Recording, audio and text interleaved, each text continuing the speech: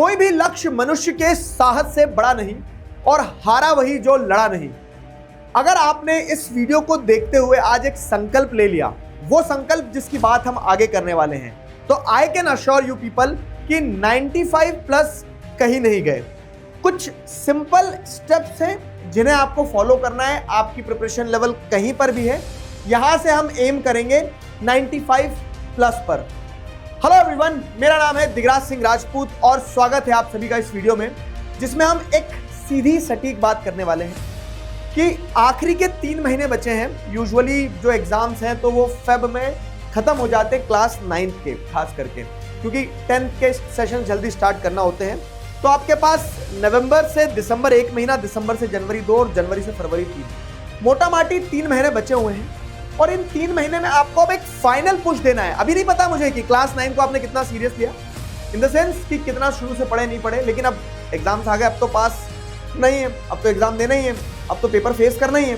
तो उसी चीज पर बात करेंगे। 9th क्लास की इंपॉर्टेंस मुझे क्या लगती है ना, कि 9th क्लास में अगर आप सीख जाते हो कि कैसे आंसर्स लिखना है, कैसे आपको चीजों को टैकल करना है, तो क्या रहता है आपके लिए बोर्ड एग्जाम जो है 10th 12th या फिर आगे के, और मतलब यहां से आप अपने मन से लिखना सीखते हो, तो वो फाउंडेशन पे काम करना 9th से सीख सकते हो। और बड़ी समस्या की बात यह है क्या कि वो फाउंडेशन पे काम करना सिखाते नहीं है, तो आगे की क्लासेस भी वैसे ही डगमगाती रहती है, कमजोर रहती है। तो हम उस फाउंडेशन को ही स्ट्रॉन्ग करने की बात करेंगे एक राइट अप्रोच के साथ। क्या हो रहा है ना, एक 2 बैग्स थ्योरी होती है। ये जो 2 बैग वाली थ्योरी, इसमें क्या है कि एक बैग तो आप लेके जाते हो अपने साथ स्कूल, किस चीज का, आपके पेंसिल बॉक्स का, आपकी बुक्स का, आपकी कॉपी का, लंच बॉक्स का एक बैग होता है। लेकिन एक और बैग होता है क्या, कि अभी तक समय निकाल दिया है, अब चिंताएं हो रही है, नाउ देयर आर वरीज।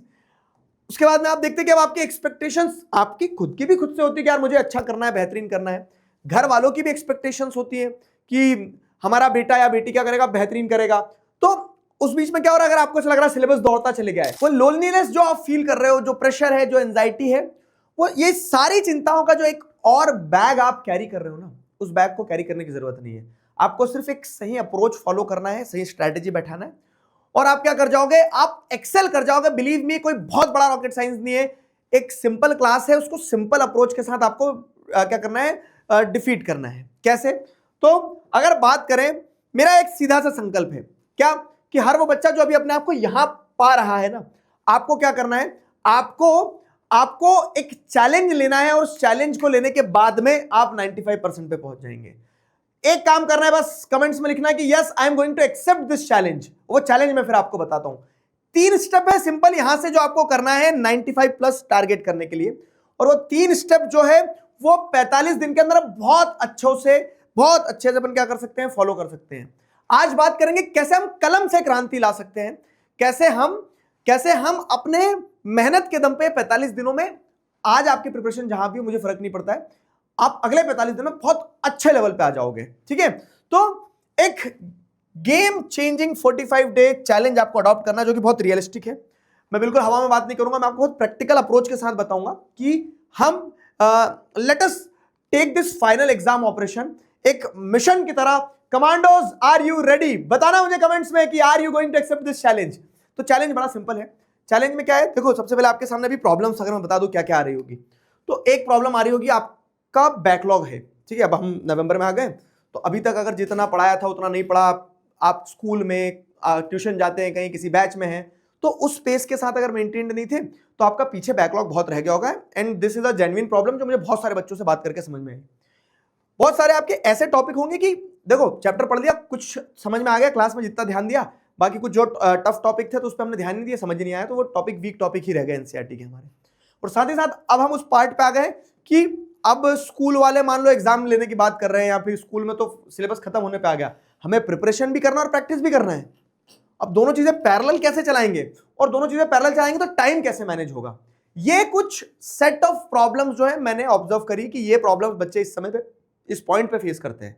तो उन्हीं प्रॉब्लम्स को ध्यान में रखते हुए जो हम बात कर रहे हैं किस चीज की, ऑपरेशन 95 प्लस की, इस ऑपरेशन में आपको क्या करना है, इस ऑपरेशन में आपको एक चैलेंज एक्सेप्ट करना है। बस आपको 1 से 1.5 घंटा रोज पढ़ना है, सिस्टमैटिक तरीके से। एक सब्जेक्ट की बात नहीं कर रहा हूं, सारे सब्जेक्ट्स के लिए 1 से 1.5 घंटा रोज पढ़ना है। और उसमें क्या है ना, 2 फेजेस हैं टिल दिसंबर, मतलब आप दिसंबर के एंड तक भी ले जा सकते हैं, दिसंबर मिड में, जब आपका पार्ट कंप्लीट हो जाए, ठीक है, जब आपका कंप्लीट हो जाए, अभी आप नवंबर में हो, 15 दिसंबर तक कंप्लीट कर ले रहे हो, बढ़िया है। तो जो अभी हम फेज 1 की बात करेंगे, फेज 1 में क्या, और फेज 2 जो होगा वो आपका 15 दिसंबर के बाद शुरू होगा, जब आपको फेज 2 में प्रैक्टिस करना है। तो बेसिकली कुछ ऐसा कि आपकी पढ़ाई भी हो जाए और प्रिपरेशन के साथ साथ प्रैक्टिस भी हो जाए पैरेलल, और कम टाइम में हो जाए, ठीक है, वो वीक टॉपिक्स जो छूट रहे हैं वो कवर हो जाए।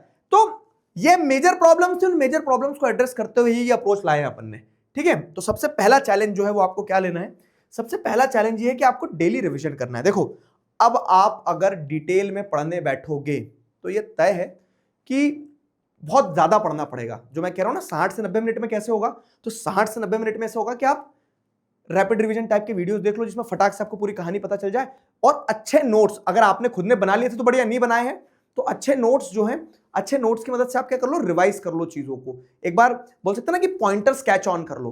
तो इससे क्या होगा, इससे सिंपल चीज है कि 100% प्रिपरेशन नहीं हो रही है, झूठ नहीं बोलूंगा, आपने पूरा चैप्टर नहीं पढ़ा, आप सोचो क्विक रिवीजन करके पूरे चैप्टर की आइडिया आपको लग जाए तो नहीं लगेगी, लेकिन आपको क्विक रिवीजन करने से एक ब्रॉड पिक्चर पता चल गई चैप्टर की। तो पहला चैलेंज ये है कि आपका सिलेबस में जितने चैप्टर है सबकी ब्रॉड पिक्चर पता कर लो। ब्रॉड पिक्चर पता करने के बाद में आपको क्या करना है ना, आपको अब आपने जैसे for example French revolution chapter आपको ब्रॉडली पता होगा कि क्या क्या होता है फ्रेंच रेवोल्यूशन में, कहां से शुरू हुआ, 1789 के पहले क्या सिचुएशन थी, बाद में क्या हुआ, कैसे हुआ, क्या हुआ, ये सब कुछ पता चल गया। अब उस पूरे चैप्टर में से कुछ एरियाज ऐसे हैं जहां से क्वेश्चन आते ही आते हैं।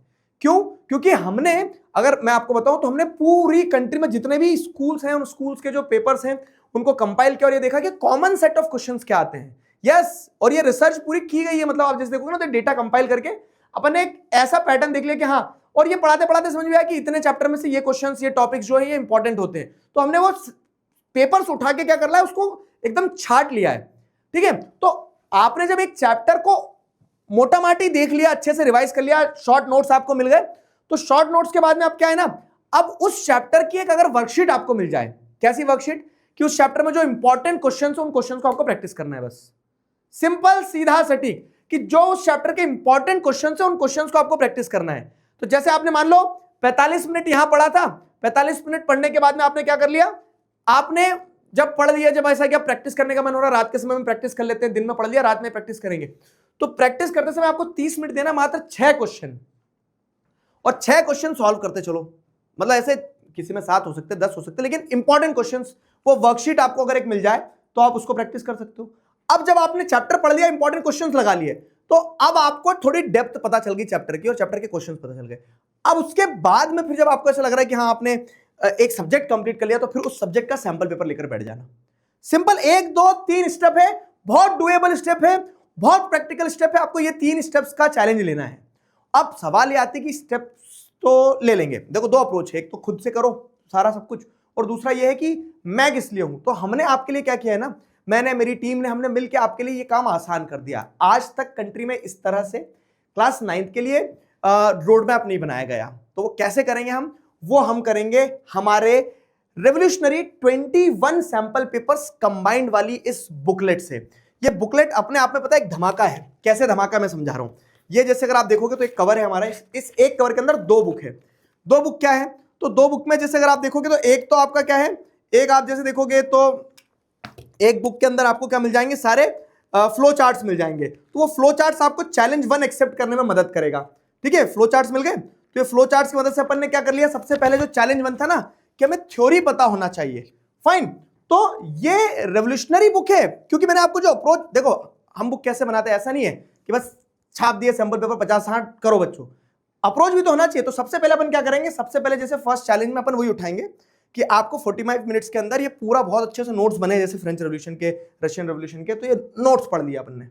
40 मिनट, किसी को 30 मिनट लगेंगे, हो सकता है कोई 20 मिनट में कर दे।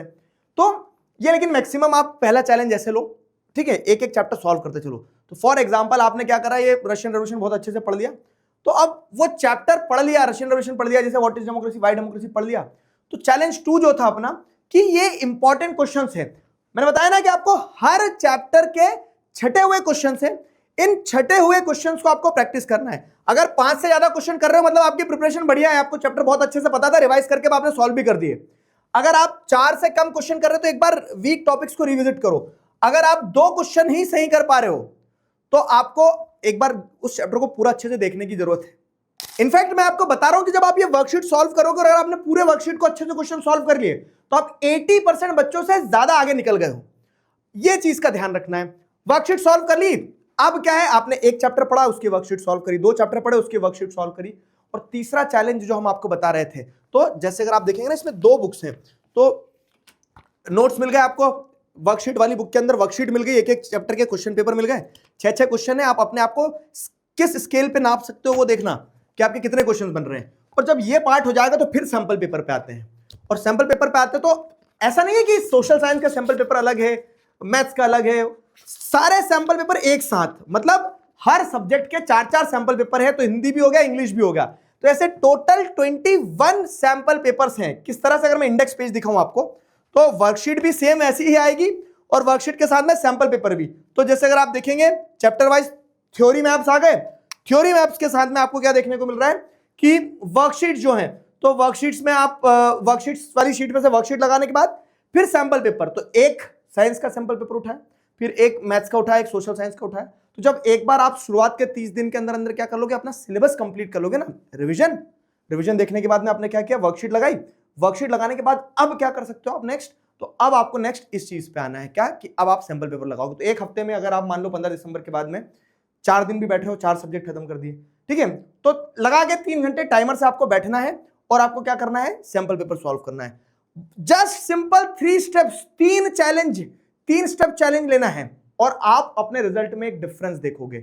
तो मैं उम्मीद करता हूं कि ये वीडियो से आपको वो एहसास आया होगा कि कठिन कुछ नहीं है, अगर आप सोच सकते हो, ठान सकते हो और करना चाहो तो कर सकते हो। शर्त है बस आपको एक्शन स्टेप लेना होगा, करना शुरू करना होगा। कल करे सो आज कर, अभी से कर। और कैसे, तो अगर इस अप्रोच को आपने 45 दिन तक फॉलो कर लिया तो आपके सारे वीक टॉपिक्स फिक्स हो जाएंगे, आपके अंदर कॉन्फिडेंस इंक्रीज होगा, आपके मार्क्स इंक्रीज होंगे और सब कुछ हो सकता है सिर्फ एक चीज से, क्या कि आप सिस्टमैटिक तरीके से या तो खुद अपने आप ये 3 स्टेप्स चलाओ या फिर साथ मिलकर अपन ये 21 डेज का एक मतलब 21 कंबाइंड पेपर का एक 45 डेज का चैलेंज लेते हैं and together we can we will. तो ये जो हमारा बुकलेट है ये आपको मिल जाएगा कहां पे, डिस्क्रिप्शन में, ठीक है, इसकी लिंक डिस्क्रिप्शन में दी है।